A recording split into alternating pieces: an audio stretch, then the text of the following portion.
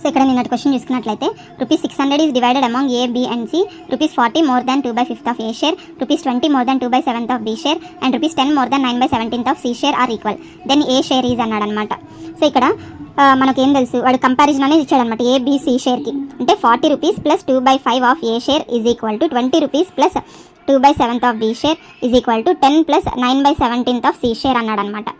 ఈ మూడు ఈక్వల్ ఉన్నాయి అన్నాడు. అయితే మనకి A/B అట్లా రేషియో ఏం లేదనమాట. సో కాకపోతే మనకి ఏం తెలుసు, A plus B plus C ముగ్గురు అమౌంట్ కలిపి 600 అన్నాడు. సో ఇప్పుడు మనము ఏ అనేది సాల్వ్ చేయాలంటే ఫస్ట్ నేను ఇది తీసుకుంటాను. ఏమని 40 plus 2/5A is equal to 20 plus 2/7B. So ఈ 20 ఇటు సైడ్ పంపిస్తే 40 మైనస్ 20 ప్లస్ 2/5A అవుతుంది.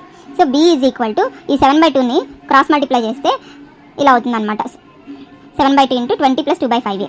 సో ఇది వచ్చేసి 70 ప్లస్ 7/5A అవుతుంది. B ప్లేస్లో మనకి ఈ అమౌంట్ సబ్స్టిట్యూట్ చేసుకోవచ్చు అనమాట. అంటే 70 ప్లస్ 7/5A. అలాగే 40 plus 2/5A is equal to 10 plus 9/17C అనుకుంటే ఈ రెండు ఈక్వల్ కదా. సో ఇలా రాసుకొని so 9/17C is equal to 10 ఇటు సైడ్కి వస్తే 30 ప్లస్ 2/5A. అలాగే C so 170/3 plus 34/45A.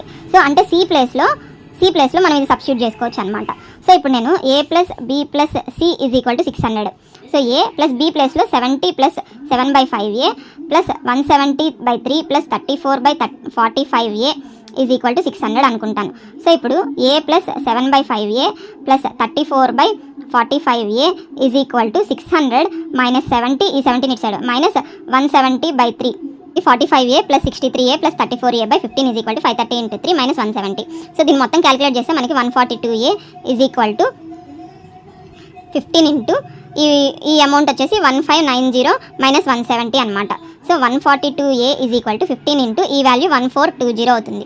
So ఇది టెన్స్ పోతుంది కాబట్టి A ఈజ్ ఈక్వల్ టు 150 అనేది ఆన్సర్ వస్తుంది. సో ఏ అమౌంట్ ₹150 అనమాట ఇక్కడ ఆన్సర్లో.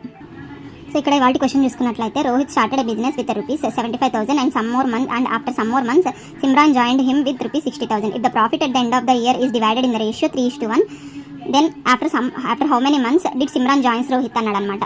సో ఇక్కడ ఈ క్వశ్చన్ అనేది సాల్వ్ చేసి నాకు ఆన్సర్ కమెంట్ సెక్షన్లో మెన్షన్ చేయండి. రేపటి వీడియోలో ఇది ఎలా సాల్వ్ చేయాలని ఎక్స్ప్లెయిన్ చేస్తాను.